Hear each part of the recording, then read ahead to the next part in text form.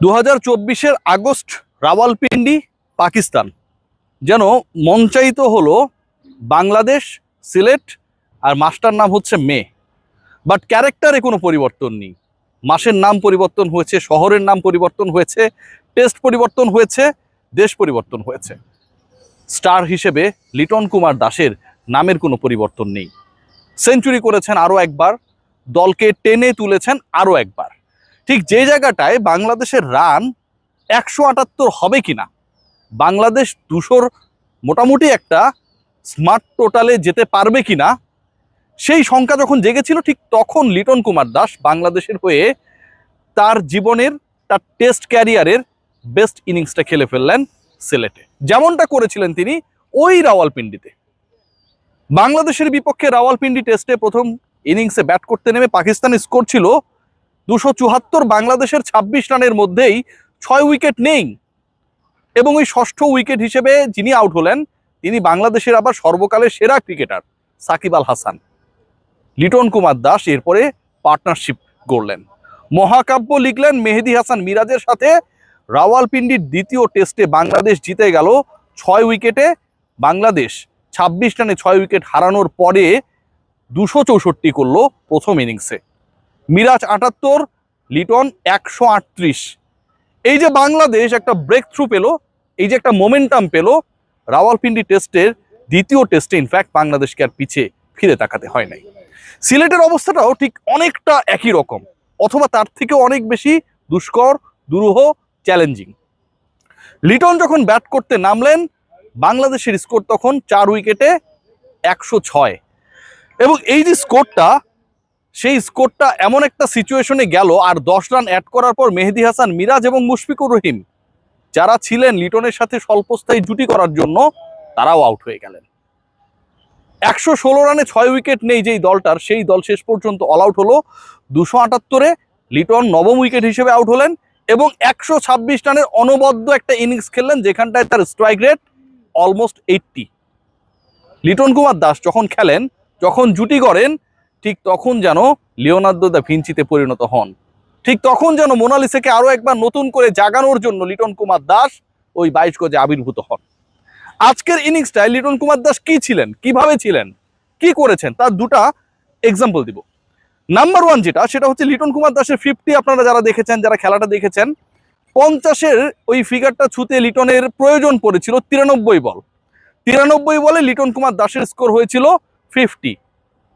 লিটন কুমার দাস যখন 100 করলেন, টেস্ট ক্যারিয়ারের ষষ্ঠ শতকের দেখা পেলেন সিলেটে, তখন লিটন কুমার দাসের ফেস্ট বলের সংখ্যা 135।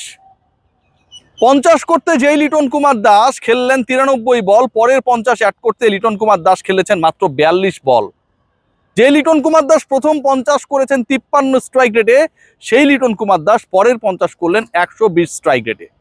লিটন কুমার দাসের যে কনভার্সন, 70 রান করার পরে লিটন কুমার দাস যেভাবে অ্যাটাকিং হয়েছেন, যেভাবে শতকের চেয়েও রানের গতি বাড়ানো, বাংলাদেশের টোটালটাকে স্মার্ট করার চেষ্টা করা, ওই চেষ্টায় যেভাবে সফল হয়েছেন, যেভাবে পাকিস্তানকে পেলেই লিটন কুমার দাস যেন নতুন করে তাদের হাসপাশে ফেলেন, সেটাকে আবার নতুন করে লিখেছেন, সেই গল্পটা সিলেটের ওই 22 গজে আজকে নতুন করে লেখা হয়েছে। ষষ্ঠ টেস্ট সেঞ্চুরির তৃতীয়টা, 3 নাম্বার টেস্ট সেঞ্চুরি তার পাকিস্তানের বিপক্ষে, মানে 50% টেস্ট সেঞ্চুরি লিটন কুমার দাস করেছেন যখন তার প্রতিপক্ষ ছিল পাকিস্তান। 1 নাম্বার এক্সাম্পল গেল।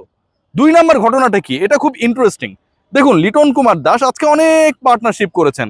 তিনি করেছেন 7ম উইকেটে পার্টনারশিপ। আমি বললাম না যে এই 116 রানের মধ্যে 6টা উইকেট চলে যাবার পরে Bangladesh they were under pressure.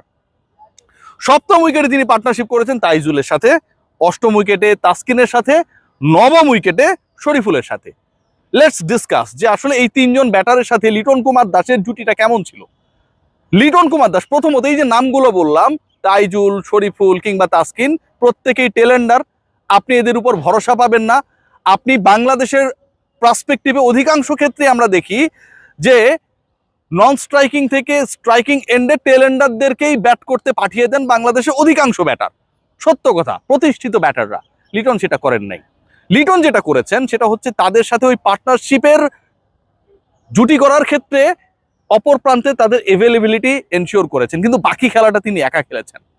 সপ্তম উইকেটে তার তাইজুলের সাথে পার্টনারশিপ ছিল 60 রানের, সপ্তম উইকেটে 60 রানের পার্টনারশিপ। সপ্তম উইকেটে লিটন কুমার দাস যখন এই 60 রানের পার্টনারশিপ করলেন, তার আগের 6 উইকেটে এর থেকে বেশি রানে পার্টনারশিপ অন্য কোনো ব্যাটার তার পার্টনারের সাথে করতে পারেন নাই। সপ্তম উইকেটে এবার তাসকিন আহমেদ তার সাথে করলেন, অষ্টম উইকেটে লিটন কুমার দাস তাসকিনের সাথে করলেন 38 রানের পার্টনারশিপ। নবম উইকেটে লিটন কুমার দাসের সাথে শরীফুলের পার্টনারশিপ কত হতে পারে, যারা খেলা দেখেছেন অথবা যারা খেলা দেখেন নাই।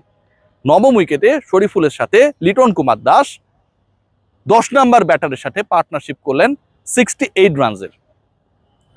সপ্তম, অষ্টম, নবম তাইজুল, তাসকিন, শরীফুল এই তিনজনের সাথে লিটন কুমার দাস যেই পার্টনারশিপ করলেন, তাতে তাইজুল, শরীফুল এবং তাসকিনকে নিয়ে তিনি বাংলাদেশের প্রথম ইনিংসে অ্যাড করেছেন 162 রান, 60, 38, 68। এবং এই যে 162 রান অ্যাড করলেন, এতে বাকি 3 ব্যাটার তাইজুল, তাসকিন, শরীফুলের অবদান কত জানেন? মাত্র 35। 162 রান লিটন কুমার দাস সপ্তম, অষ্টম, নবম উইকেট পার্টনারশিপে অ্যাড করেছেন 3 জন টেলেন্ডারকে নিয়ে, এবং সেই 3 জন টেলেন্ডারের অবদান হচ্ছে মাত্র 35 রান। এবং ওই 162 থেকে 35 যদি আপনি মাইনাস করে দেন, বাকি 127 রান যে হয়েছে সেখানটায় লিটনের অবদান, আর কিছু এক্সট্রা রানস এসেছে। এই ঘটনাটা আসলে বাংলাদেশের এমন একজন ক্রিকেটারকে নতুন করে চরিত্রে নিয়ে এসেছে, তার পুরনো ক্যারেক্টারকে আবার নতুন করে অঙ্কিত করতে হেল্প করেছে সেই ক্রিকেটারটা লিটন কুমার দাস, যেই তিনি এর আগে আপনারা সবাই দেখেছিলেন যে রাওয়ালপিন্ডিতে 138 রানের মহাকাব্যিক ইনিংস খেলেছিলেন 26 রানে 6 উইকেট যাবার পরে, মিরাজের সাথে পার্টনারশিপ করেছিলেন 175 রানের। সেই লিটন কুমার দাস এবার মিরাজকে না পেয়ে আরো নিচের ব্যাটারদের সাথে 3 জনের সাথে অ্যাড করলেন 162, 126 তার নিজের একার। বাংলাদেশ এই ম্যাচটা খেলেছে এবং সেখানটায় রিফাত এমিলের স্ট্যাট অনুযায়ী যে বাউন্স যখন এসেছে, লিটন কুমার দাসের ওই বাউন্সগুলোর এগেনস্টে স্ট্রাইক রেট হচ্ছে কত জানেন? 150। আর বাকি যে ব্যাটাররা পাকিস্তানি পেস বোলারদের এগেনস্টে খেলেছিল, তাদের ওই বাউন্সের এগেনস্টে বা শর্ট পিচ বলের এগেনস্টে স্ট্রাইক রেট হচ্ছে সিঙ্গেল ডিজিটেড। কতটা অ্যাটাকিং ছিলেন, কতটা নিজেকে কনভার্ট করেছেন, কতটা স্ট্রাইকে থাকার তৃষ্ণা এবং সেই তৃষ্ণা মেটাতে নন স্ট্রাইকিং এন্ডের ব্যাটারকে সাহস জোগানো, প্রত্যেকটা কীর্তির সাথে লিটন কুমার দাসের নামটা আজকের এই দিনে ওতপ্রোতভাবে জড়িত। শতক মানে শুধু শতক না, আপনি ওই সেঞ্চুরিটা 126, এরকম 126 মার্কা সেঞ্চুরি বাংলাদেশে অনেক ব্যাটার করেছে। পুরো ওয়ার্ল্ডকে যদি আপনি দেখেন, এই 126, 150, 60 মানে কত বড় বড় শতক রয়েছে। বাট আপনি কোন সিচুয়েশনে এই 126 করেছেন, কোন সিচুয়েশনে ওই 138 করেছিলেন, দ্যাট শুড বি কাউন্টেড। আজকের এই সিচুয়েশনটা আমার কাছে মনে হয় was more difficult.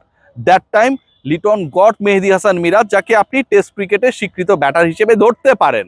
But this time Liton he didn't get anyone like Miraz and Mushfiq.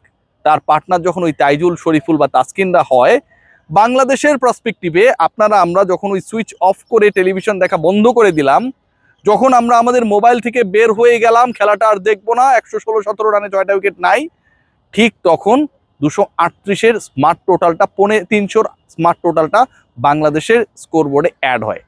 কারণ লিটন কুমার দাস আরও একবার ছিলেন রাওয়ালপিন্ডির মতো করেই পাকিস্তানের বিপক্ষে সিলেটে। সবাই ভালো থাকবেন।